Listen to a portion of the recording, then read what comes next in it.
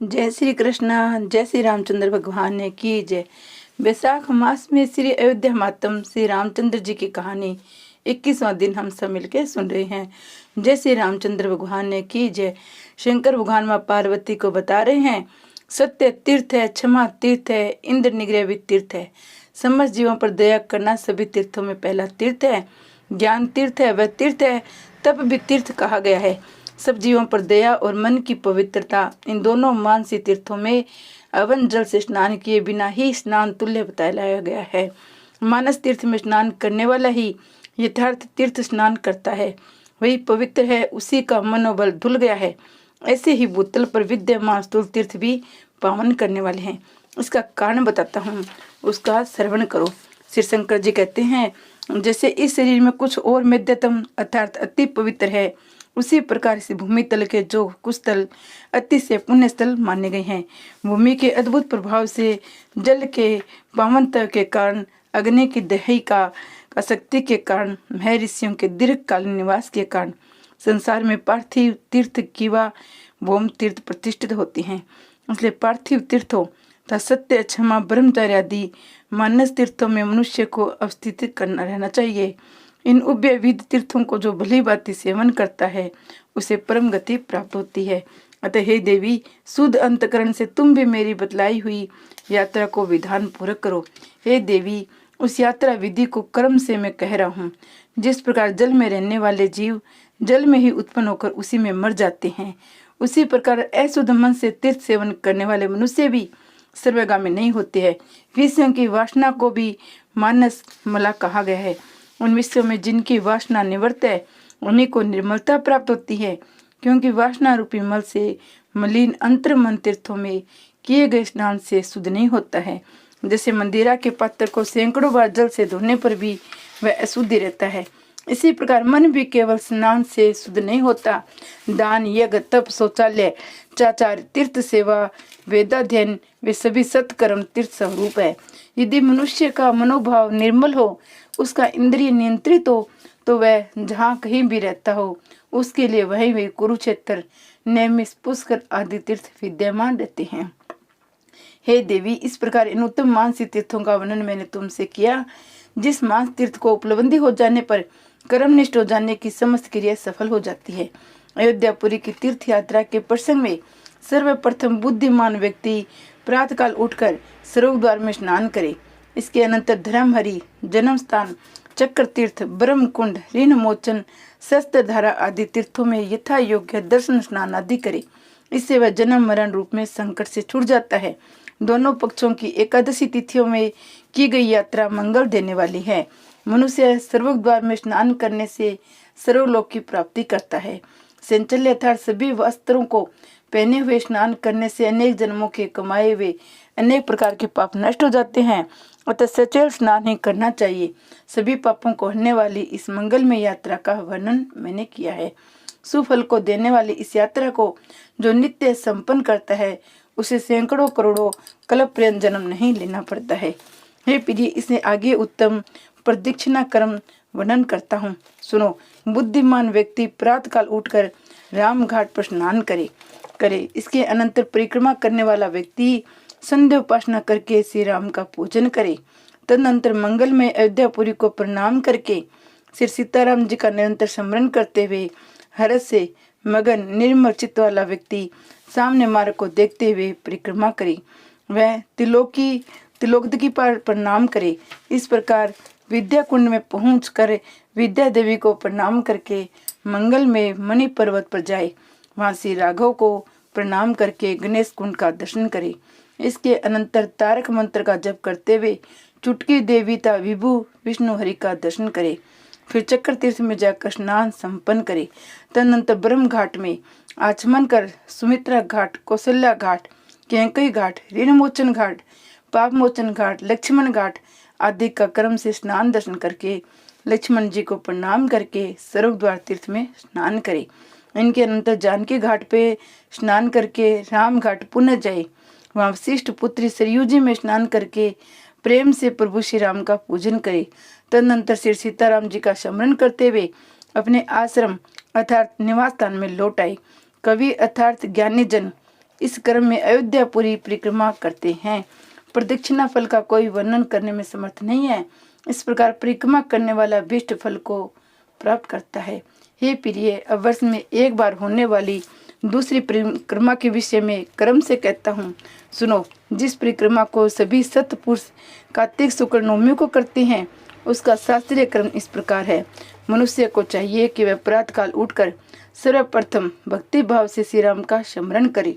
तदनंतर राम घाट पे जाकर स्नान आदि करके प्रीतिपूर्वक सीताराम जी का निरंतर स्मरण करते हुए तथा केवल मार्ग को ही देखते हुए परिक्रमा करे। सर्वप्रथम वे त्रिणी तीर्थ में जाकर आचमन करे। तत्पश्चात सूर्य कुंड जाए, वहाँ स्नान दान आदि करके सूर्य देव का पूजन करे। तदुपरांत रति कुंड और कुसुमायुध कुंड का दर्शन करके पूजन करे। फिर आगे गिरजा कुंड जाकर स्नान पूर्वक गिरजा जी का पूजन करे। वहां से आगे मंत्रेश्वर क्षेत्र में और जिसके अंतर निर्मली कुंड जाए, वहाँ स्नान आदि करके पुनः गुप्तार घाट पर जाकर स्नान दान जब पूर्वक श्री गुप्त हरि का पूजन करके विश्राम करे। इसके पश्चात चक्र हरि का पूजन यम स्थल पहुंचे और दर्शनादि करे। आगे ब्रह्म घाट, सुमित्रा घाट, कौशल्या घाट, कैंकई घाट, ऋण मोचन, पाप मोचन, लक्ष्मण घाट आदि तीर्थों में यथा योग्य स्नान आचमन दर्शन आदि करते हुए लक्ष्मण जी को प्रणाम करके स्वर्ग द्वार में स्नान करे। तदुपरांत जानकी घाट स्नान घाट पुनः रामगढ़ जाए, वहाँ सरयू जी में पुनः स्नान श्री राम का पूजन करे। तदनंतर श्री सीताराम को निरंतर स्मरण करते हुए प्रस्थान पर आए। हे परिक्रमा अर्थ धर्म काम था मोक्ष रूप चारों पदार्थ देने वाली है। हे शोभने, अब नित्य दर्शन यात्रा को कहता हूँ, उसे सुनो। नो तीर्थ सेवी व्यक्ति निर्मल मन होकर सर्वप्रथम श्री हनुमान जी के स्थान पर जाए, उनको प्रणाम करे। श्री राम जन्मभूमि स्थान की यात्रा करे। वहाँ भक्तजनों के प्रिय बालक रूप श्री राम को प्रणाम करके रतन सिंहासन नामक स्थान पर जाकर भाइयों सहित राजा राजेश्वर श्री राम को प्रणाम करे। वहाँ उनकी स्तुति करके बार बार प्रणाम करे। फिर वहाँ से प्रस्थान करे। अनंतर कनक भवन में जाकर श्री जानकी जी के साथ श्री रघुनंदन का दर्शन करे। कनक भवन में सीता से श्री राम का दर्शन करके मनुष्य परम आनंद रूप फल का अधिकारी बनता है, जन्म के संकट से मुक्त हो जाता है। जिस अयोध्यापुरी को महाराज मनु अपनी सृष्टि के पालन में दत्तचित प्रभु बैकुंठनाथ श्री हरि से मांग कर बैकुंठ लोक में इस भूमि तल पर लाए, जिस विमल अर्थात रज शून्यपुरी को इस भूमि तल पर स्थापित करके उस महाराज इच्छाकों को संपूर्ण किया, ऐसी उस सभी धामों में श्रेष्ठ मुक्ति देने वाली परमात्मा श्री राम की अयोध्यापुरी को जाए, जो अयोध्यापुरी बैकुंठनाथ के चक्कर के ऊपर विराजमान है, जो इस मृत्यु लोक में आकर्षदान संकल्प इच्छित वस्तुओं को प्रदान करने वाली है, जो समस्त तीर्थों को निरंतर पवित्र करती है, सर्व तीर्थों में शिरोमणि है। ऐसी उस सभी धामों में श्रेष्ठ मुक्ति देने वाली परमात्मा श्री राम की श्री अयोध्यापुरी को जाए, जहाँ पर प्रशस्त आचरण वाले निरंतर नाम रूप लीला एवं धाम के बेस से समन्वित भगत्व में प्रीति भाव रखने वाले परम रसिक वैष्णव सतपुरुष श्री रामचंद्र का आश्रय ग्रहण करके निवास करते हैं, जहाँ रघुवंश भूषण श्री राम अपने प्रियकारों लक्ष्मण हनुमान के साथ सर्वदा विराजते हैं। ऐसी उस सभी धामों में श्रेष्ठ परमात्मा श्री राम की मुक्ति प्रदायनी श्री अयोध्यापुरी की जय हो। जिस अयोध्यापुरी में आनंद प्रद परम पवित्र सैकड़ों तीर्थ निवास करते हैं, सदा ध्यान में तलीन श्रेष्ठ मुनिगण जिस पुरी के दर्शन की लालसा रखते हैं, जिस पुरी के अनादि अर्थात उत्पादी विनाश आदि से रहित धूलि को अभिष्ट उस धामों से शिरोमणि ने मुक्तिदात्री परमात्मा श्री राम की अयोध्यापुरी की जय हो। जिस अयोध्यापुरी में श्री राम का अति सुंदर क्रीड़ा स्थल प्रमोदवन है, जहाँ पर नदियों में श्रेष्ठ सिर सरयू नित्य बहती है, जहाँ रत्नाचल शोभा बढ़ा रहा है, आनंद प्रदायनी जिस पुरी का ब्रह्मा विष्णु हमेशा में सर्वदा ध्यान करते हैं, ऐसी उस परमात्मा श्री राम के धामों में शिरोमणि मुक्त दायनी श्री अयोध्यापुरी की जय हो। जो मनुष्य प्रतिदिन अपने हृदय में रघुनंदन के चरण कमलों का ध्यान करके इन 5 श्लोकों को पढ़ता है, वह पूरे जन्म के अर्जित समस्त पापों से मुक्त होकर इंचित धन धर्म मोक्ष आदि को प्राप्त होता है। हे भामिनी, अयोध्यापुरी में शोभा में श्रृंगारवन, विलासक्षण, विहारवन, तमालवन, रसालवन, चंपकवन, चंदनवन, दिव्य परिजातवन, उत्तम अशोकवन, प्रमोदवन, शोभाशाली कदम्बन, रमणीय अनंतर नाग केसरवन, ये 12 वन है। न है अयोध्यापुरी में परम स्थली है। अयोध्या सर्वोत्तम एवं महान है। अयोध्यापुरी के समान कोई भी पुरी नहीं दृष्टिगोचर होती है। हे देवी, मनुष्य को मुक्तिदायक दूसरी वार्ता सुनो। सोन, सिंधु, हिरण्याक्ष, कोक, लोहित, घाघरा और सतलज ये 7 पावन नद हैं जिन्हें ब्रह्मा जी के पुत्र कहा गया है। महाग्राम, शालग्राम, शंबलग्राम और नंदीग्राम ये तीनों ही ग्राम मुक्तिदायक है। इसमें नंदीग्राम तो अयोध्यापुरी में ही है। अयोध्या, मथुरा, माया, कांसी, कांची, अवंतिका, द्वारावती ये 7 पुरियां मुक्तिदात्री है, ऐसा जानना चाहिए। दंडकारण्य, संध्यवर्ण्य, जम्बूवर्ण, पुष्कर, उत्पलवर्त, नेमिषारण्य, कुरुजंगल, हिमवंत, अबुर्द ये अनेक मुक्तिदायिनी है। पार्वती सुनो ये मुक्तिदायिनी। रेणु, कुरुक्षेत्र, शुक्र क्षेत्र, काशी, काली, काल क्षेत्र, बटेश्वर, कालंजर, महाकाली 9 उदर मुक्तिदायक है। कोका, कुब्जा, अबुर्द, मणिकर्ण, वट, सालग्राम, शुक्र क्षेत्र, हरिप्रिया, मथुरा, गया, निष्कर्मण, लोहागल, स्वयं प्रभा, मालवता, भगवत धाम, बंदरिकाश्रम ये 14 गोपनीय दिव्य स्थल है जो मुक्ति प्रद है। 7 पुरी, 3 ग्राम, 9 अरण्य, 9 उसर, 14 गुरुस्थल ये सभी स्थान भूमि तल पर मुक्ति के दरवाजे हैं।